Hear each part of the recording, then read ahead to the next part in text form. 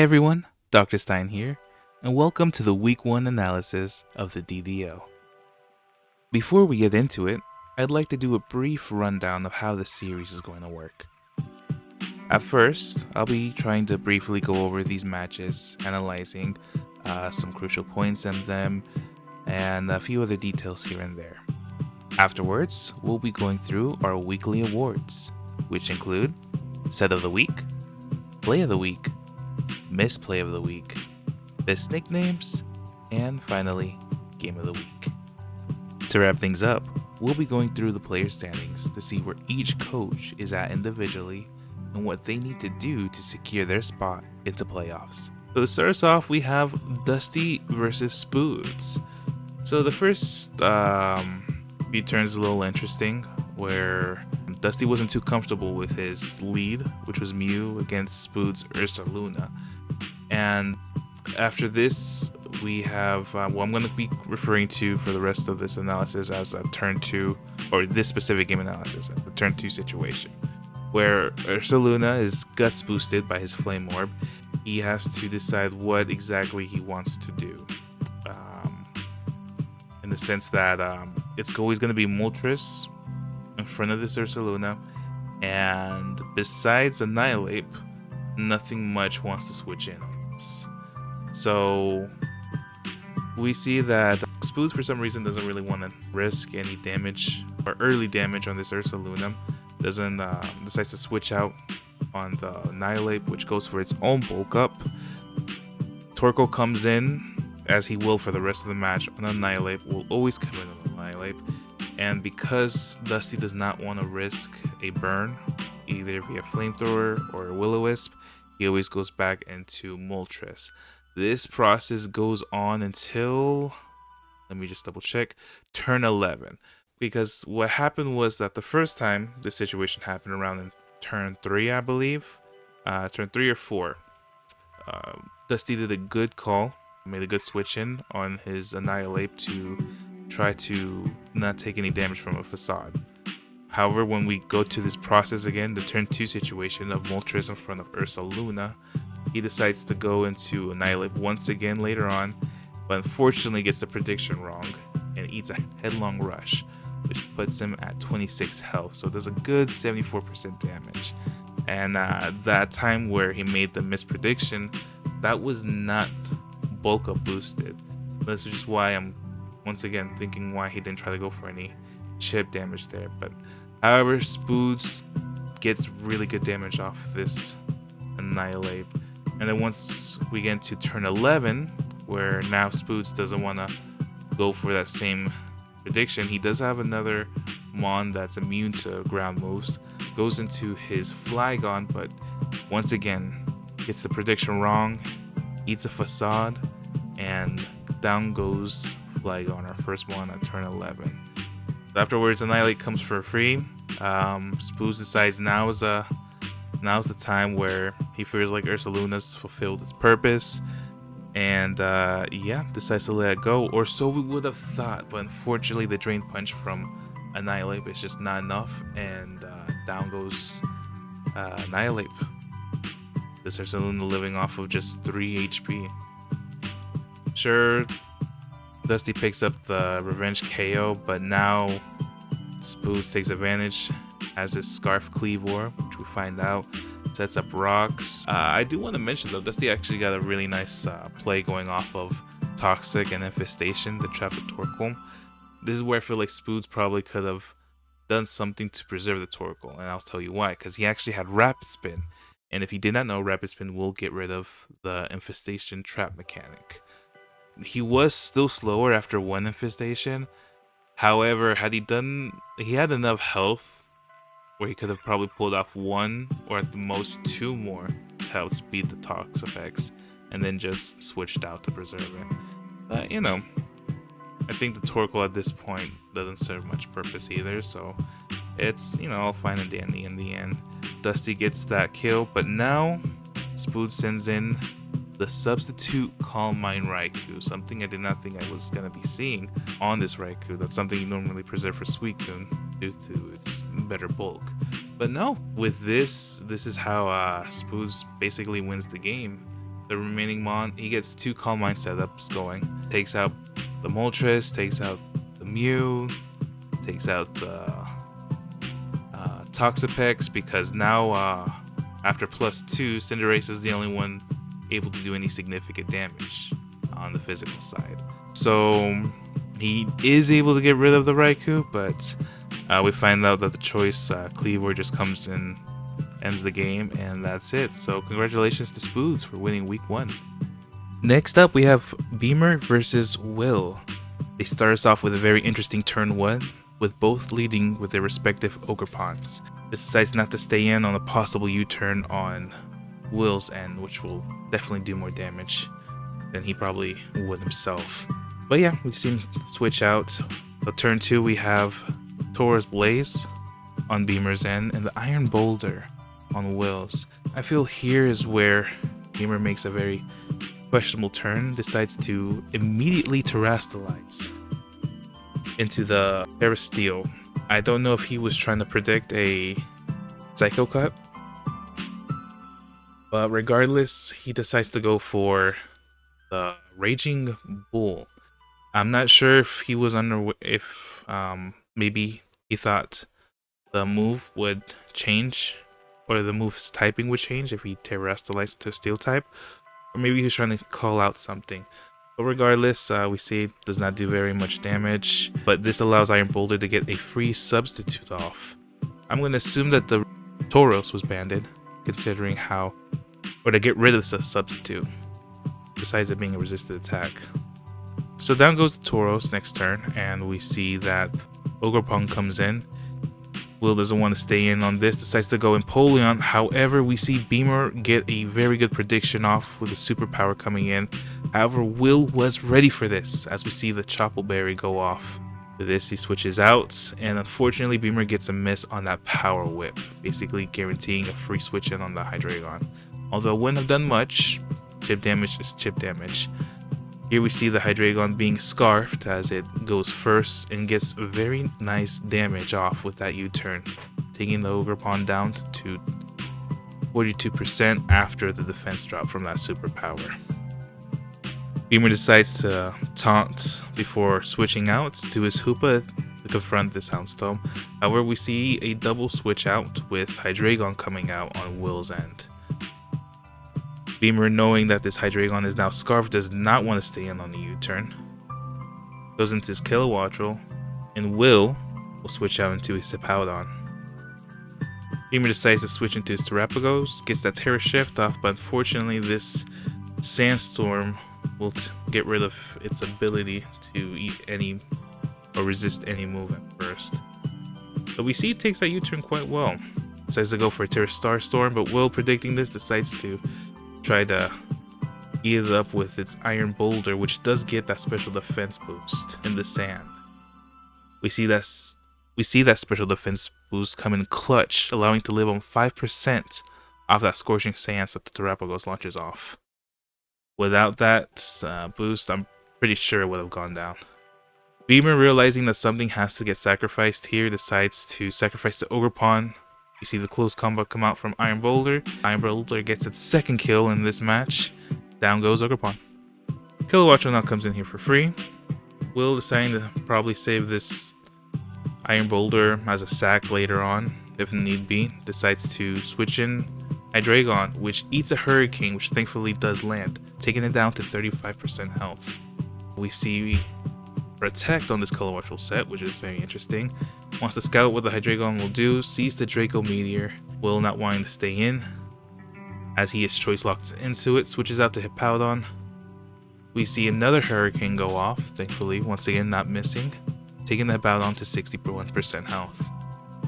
Beamer, seeing that he can't do much here, decides to go back into his Terrapagos. Will, taking advantage, gets the slack off, going back to full health on this Hippowdon, but here we see Rain Dance coming from Terrapagos. Will, not wanting to risk a water move being the last move on this set, decides to switch out, but Beamer predicts it so well, going for another Switching Sands, taking this Empoleon down to 23% health. Not wanting to stay in, Will switches out again, but we see another great call, gets the Thunder off, revealing his last move in the set, but unfortunately does not get the paralysis, which would have been huge against this Scarfed Hydreigon. Will now goes into his Houndstone, and Beamer, trying to predict the Hippowdon, goes for another Rain Dance, but once again, now the Houndstone gets a free switch in, basically. Houndstone now reveals a very interesting move and trick. And what's even more interesting is the item it was holding, which was Ring Target. So had Beamer gone for a Terra Storm, which understandably he didn't want to risk that free switch in regardless, he actually would have hit that Houndstone. But now Houndstone, having done this play, is now guaranteed the sweep late game if need be, depending on the moveset it is rocking. We see Terrapagos go for another Thunder, no paralysis once again. Now Will goes into his Powdon, sets up Sand again, and Beamer goes into his Hoopa Unbound, so a double switch in once again here at turn 22. Beamer decides at this point in the game this is the time to set up, goes for his Calm Mind. Eats the Earthquake considerably well, but the Sandstorm chip is coming. Leftovers is now revealed on the Hoopa, which definitely does help negate the Sandstorm chip. Goes for an Energy Ball, does a very nice 70% damage. At this point, any move will take out the Hippowdon, and he decides to go for Expanding Force, but unfortunately, he did not predict a switch in, and Will gets a basically guaranteed free switch in as we see Expanding Force come out on the Hoopa side doing absolutely nothing. Knowing that this Hydreigon on Scarf, once again, he does not want to switch in. He sees Hoopa has the potential to bring him back, goes into Kilowattrel. Hydreigon does indeed go for the U-turn, goes into the Houndstone, and here he Terra Ghost. Guaranteed double damage on his Ghost Stabs. Unfortunately, Hurricane misses, he gets the Poltergeist off, and down goes Kilowattrel. Seeing that Houndstone doesn't have the speed nor the damage, rid of this Iron Valiant in one move, he decides to go into Ogerpon.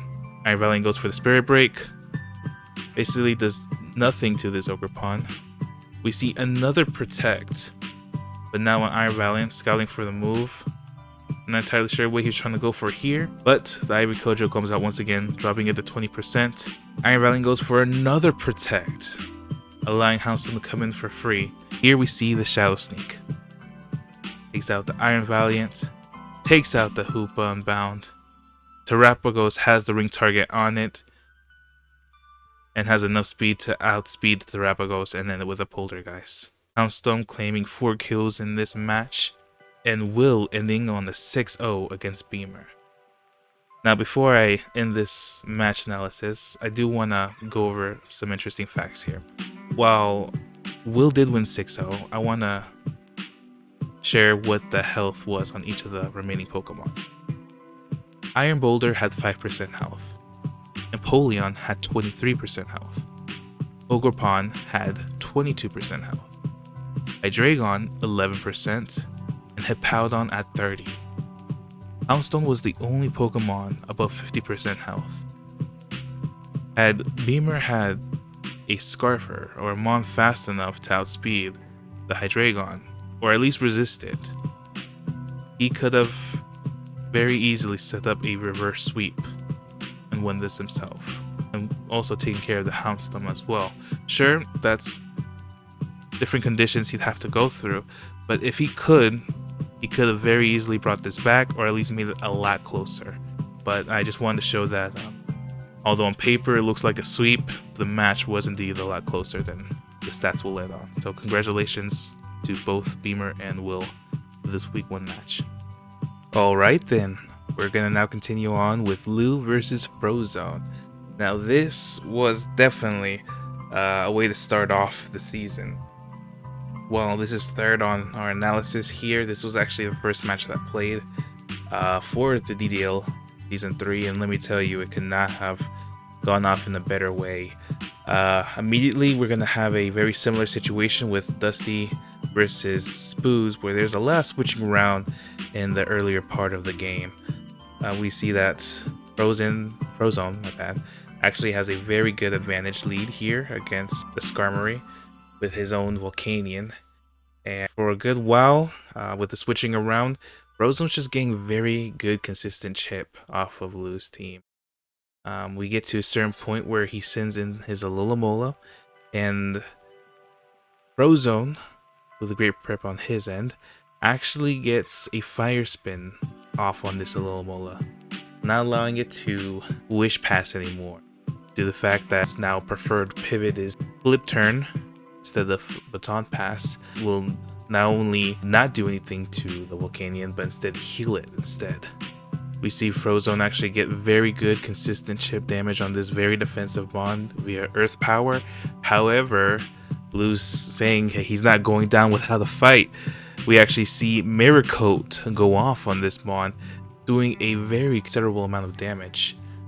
However, little did we know Frozone was not done yet with the tricks up his sleeves on this Volcanion. He actually had Break, completely rendering the Mirror Coat useless. With that, Alomola is our first death in this battle at turn 16. Blue, now trying to find some momentum again, brings in his Raging Bolt. Frozone returns in kindness by going into his Excadrill.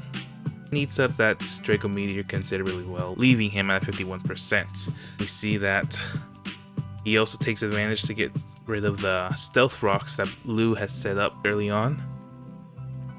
Frozone switches in his Volcanion in order to get some very good chip on the Skarmy.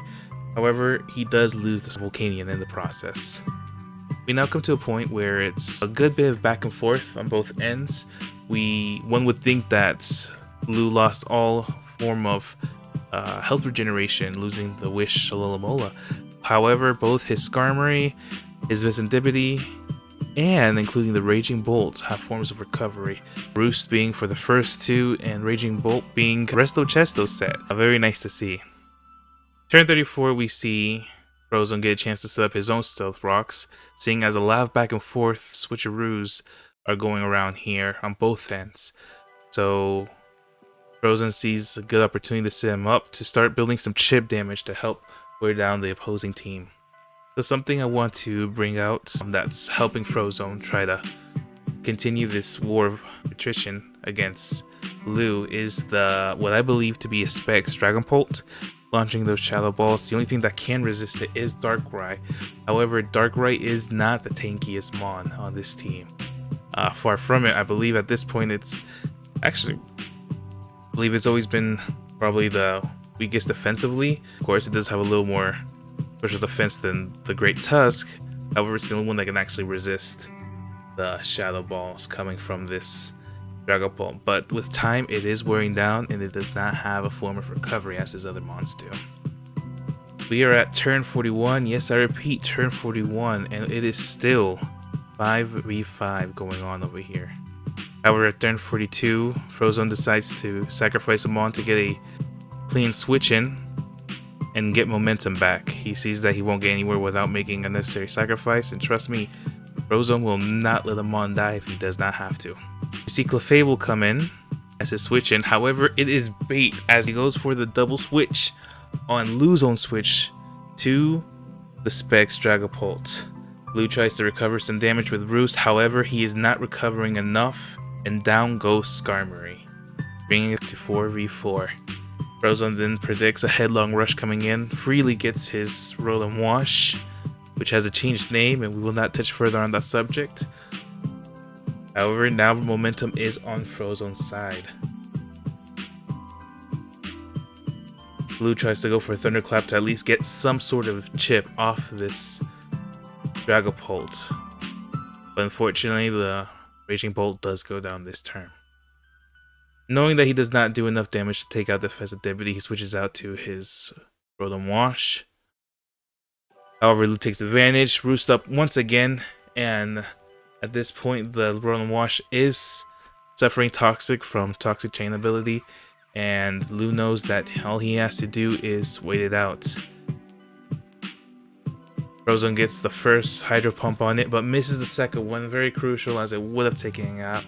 And all he can do is try to go for one more before he dies to toxic damage on his next turn. Brings him down to a good 34%. We are now at turn 53. This is more than enough percentage for Dragapult to get off a Specs Shadow Ball. KOs it, decides he doesn't want to risk anything else, knows he can get more mileage from getting as much damage off on this Great Tusk. Sacrifices the Dragapult, barely gets the KO, but definitely I would say it was a sacrifice worth. We have Monkey Dory coming in now, takes out the Dragapult. Is not faster than this Darkrai. Don't know if it was Scarf or not. I'm assuming not. But if he was Choice Lock, then I would assume that this Darkrai just happens to be faster. Oh, it will always be faster. Yes, I'm seeing the stats right now. So it's now revealed that this Darkrai is Choice Scarf. Lou wants to try to at least go for the flinch game. Does not even get a single flinch as the Fable comes in, cleans up the match, and we end on turn 57. One of the longest battles for this week. I do say one of them because I think we have another one. But congratulations to Lou and Frozone for this excellent first game of the season. It was definitely quite spectacle and for sure fired up the rest of our coaches to play just as well as these two did. On our fourth spot, we have Justin, our previous champion, versus Deepav, our season 1 finalist. I'm not gonna sugarcoat it. This was a massacre. Okay, this ends 6-0, just as Will's game did. But this just was nowhere near as close. Turn 1 was unfortunately a disaster. We find out that the Masquerada was choice banned. Deepav leads with his Donphan. I'm not sure if perchance the Calc Dex telling him that he lived Triple Axle, a Protean Triple Axle. Maybe it didn't take in consideration Protean at all if he was using Calc Dex or running Calcs. However, it's just there's no reason to stay in. Maybe he thought I was gonna go for a Flower Trick and he was always gonna live it regardless because of starting. But the reality is, why would you ever stay in on a Masquerada, personally? Right? I'm not sure if he had some trick to revenge kill it. He'd even try to go for an Ice Shard, assuming he had it on him. But this first turn went as bad as it could for Deepav. I felt bad watching it, and if that wasn't bad enough, turn 2 he sends out Livani or Livani. I'm not entirely sure how to pronounce it. But why? Why? It wasn't even scarfed. Why? Did you think he had no reason to stay in? It boggles my mind. So first 2 turns we lose 2 Mons back to back. Justin has all the momentum in the world now. Switches out to Entei to eat up whatever this Golden Goal wants to throw at him. Goes for Sacred Fire, and that's another thing. Why wouldn't he go for a fire move on the Goldengo? Knowing that, why go into your other Fire Weak Mon, Amoonguss? Why? Forget the name. That's more sus than Amoonguss' own name. Deepav literally has no choice but to give it up. There's no point in risking anything else getting chip damage. I believe maybe it's at this point where Deepav, I don't know if he gave up or whatnot, or maybe he just did not have Earth Power on this set. But he goes for Sledge Bomb instead. If he had Earth Power, then maybe it kind of felt like giving up. But if he did not, then he's doing the best he can, I assume. It's really sad. He lost any answer he could have had. Well, he lost his only answer to this Entei. We are seeing this Entei run with it.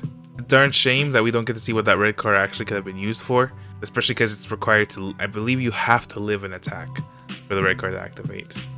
But yeah, Masquerada comes back in, getting all these knockoffs off, and ends the game. Just like that. 5 kills from Masquerada. I believe it was 5 kills. Yeah, it was 5 kills. 5 kills from Masquerada. Week 1. And we ended on turn 11. I'm very sorry for Deepav. I don't mean to,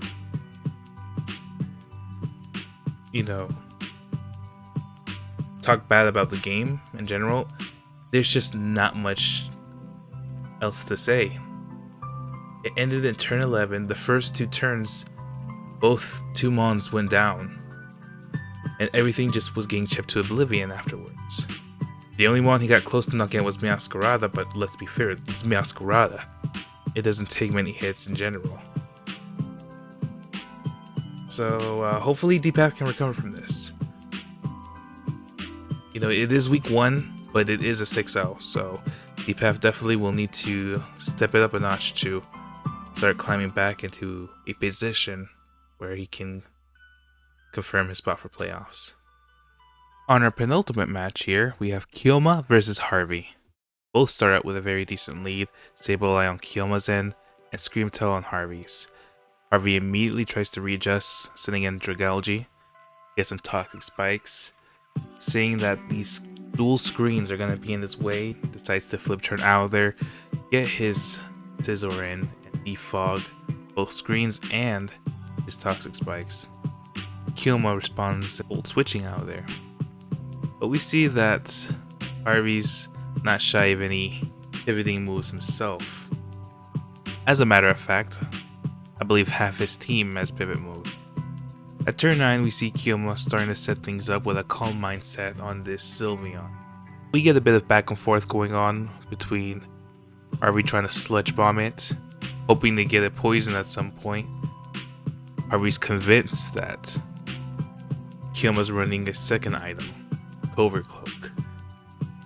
Kyoma now gets into a position where he can set up a second Calm Mind, but by this point, Harvey finally gets that poison via Sludge Bomb.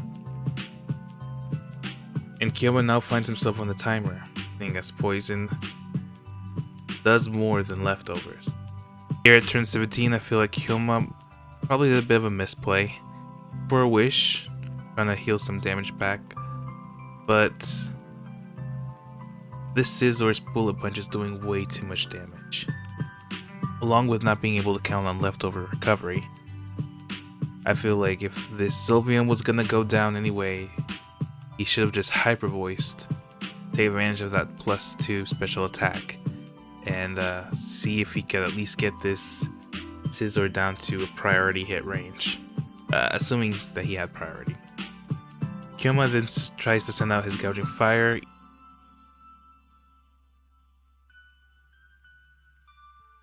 resulting in a very clean switch in. Harvey simply goes to his Tinglu, commences the hazard stack. At this point, things are not looking good for Kyoma. He has to go all in on whatever he sends in, because the more he switches at this point, the more his whole team will suffer.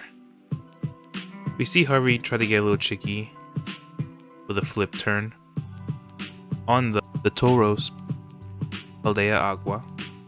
He does not get the kill. However, it does not matter.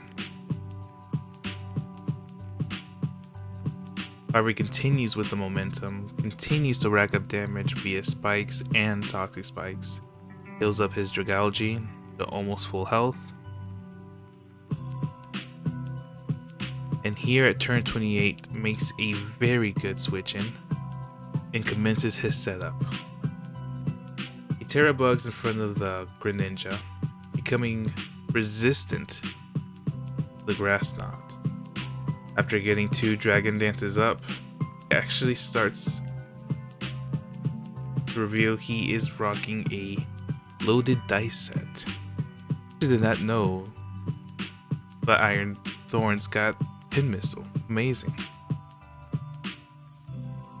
That along with Rock Blast, it's basically everything for neutral damage on this team for the remaining ones. Thanks to the screens that Sableye set up, not all hope is lost.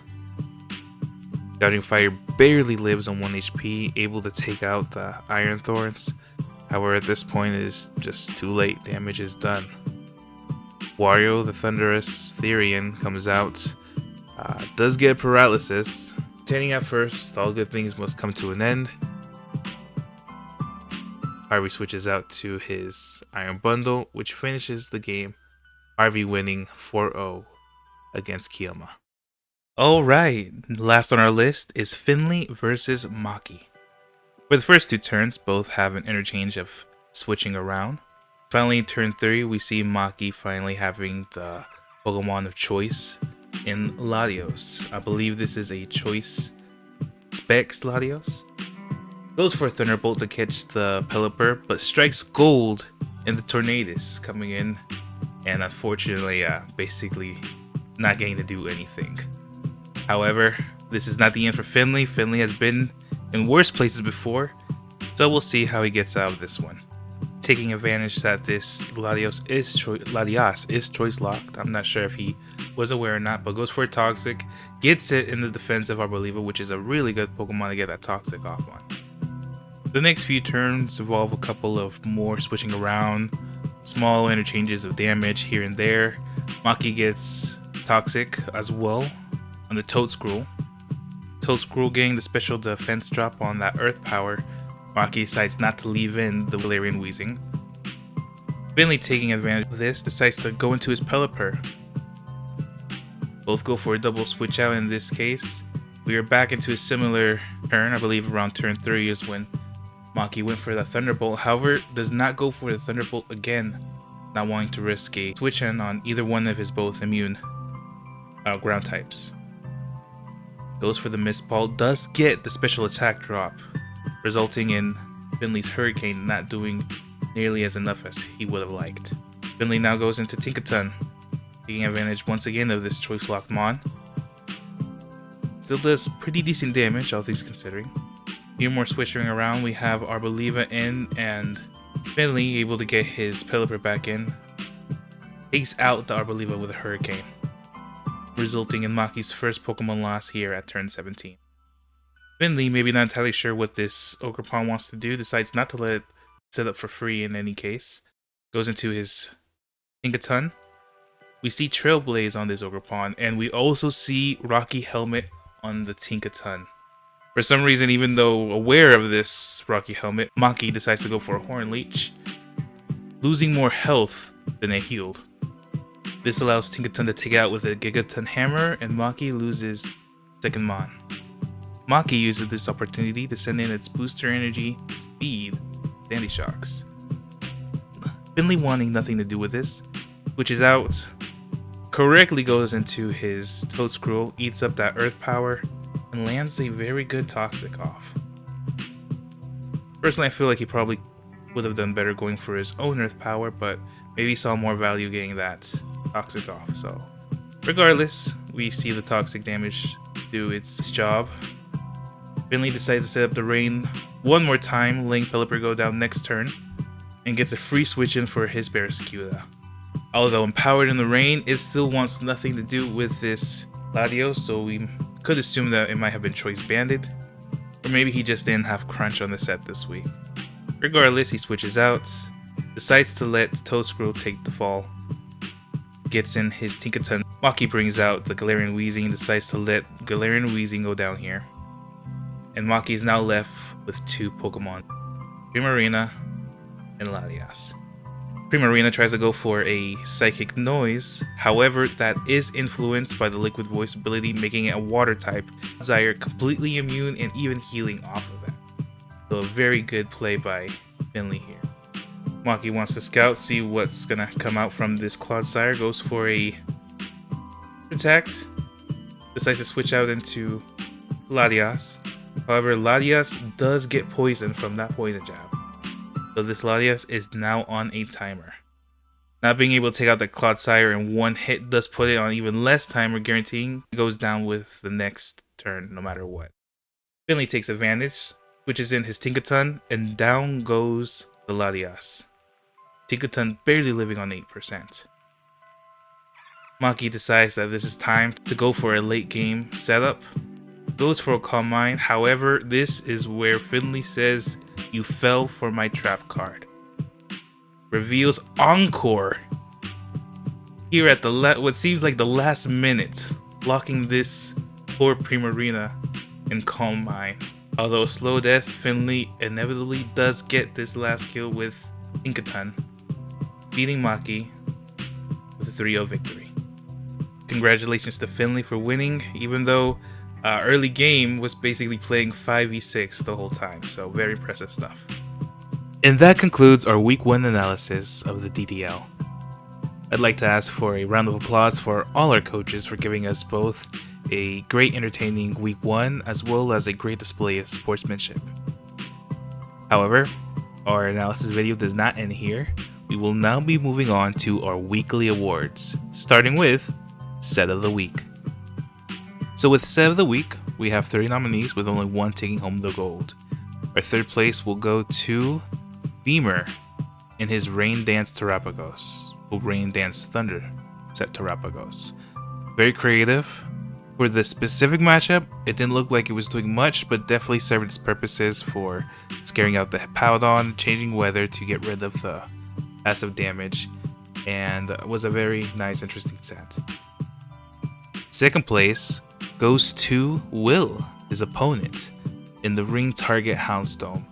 It was definitely key in ensuring a late game sweep, or at least a late game guarantee victory, seeing as both Hippowdon and Houndstone were both still alive. Even if Hippowdon had to switch in on what could have probably been a fatal move, it would have at least set up Sand, and ensuring that if the Houndstone was fluffy, would have definitely taken care of everything with just his Terra Ghost, Poltergeist, and or Shadow Sneak. However, number 1 goes to Frozone for his Volcanion set. He did not only have Fire Spin to trap the Alola Mola, but also Brick Break.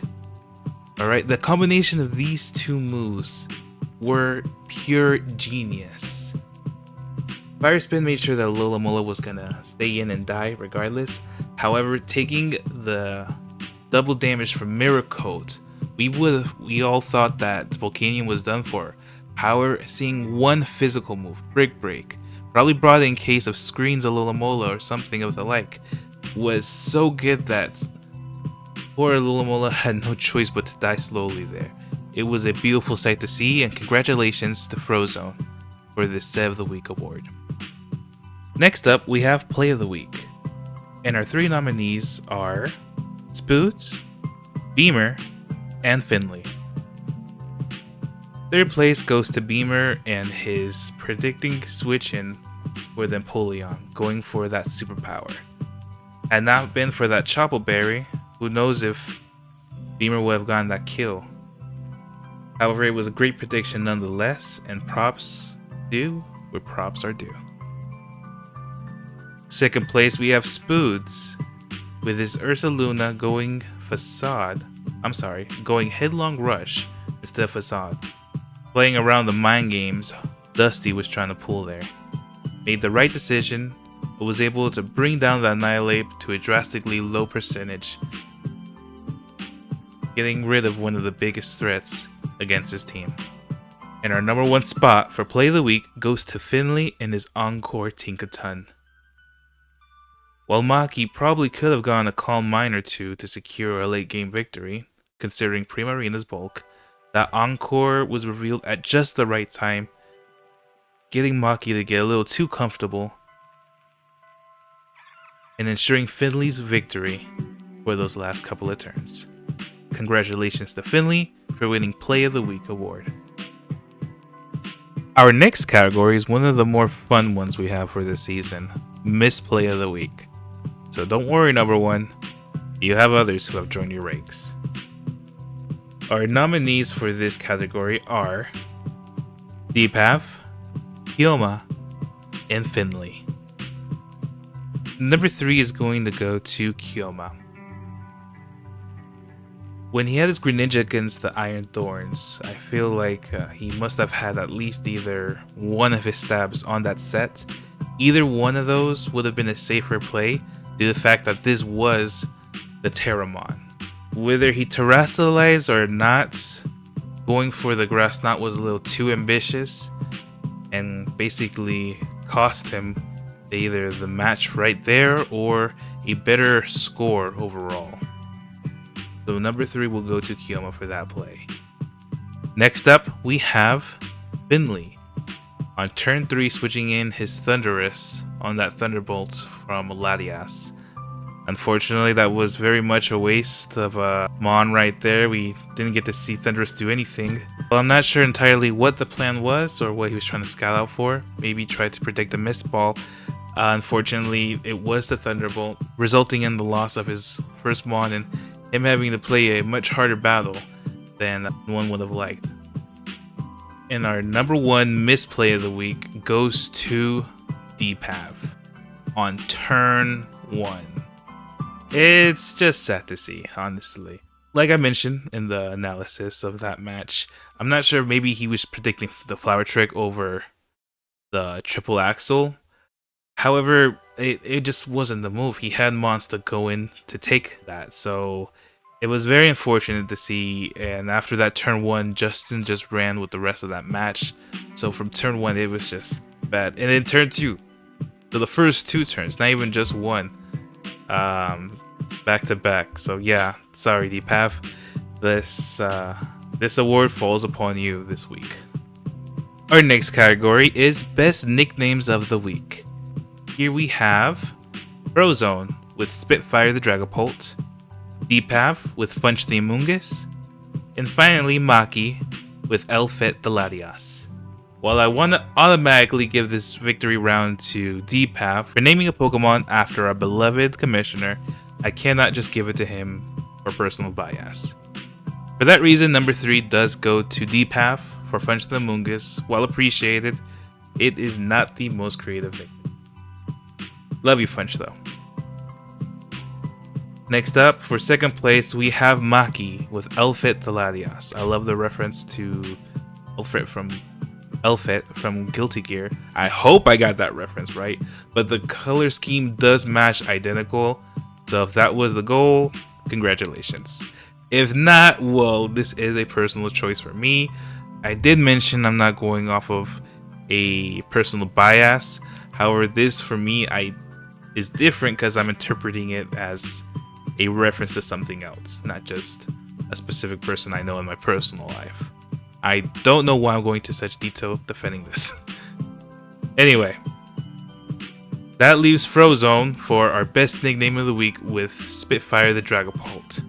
I want to believe this is in reference of a jet fighter, so if I'm right, please let me know. If not, oh boy, I just made a fool myself twice. Anyway, congratulations to Frozone for winning our best nickname of the week award.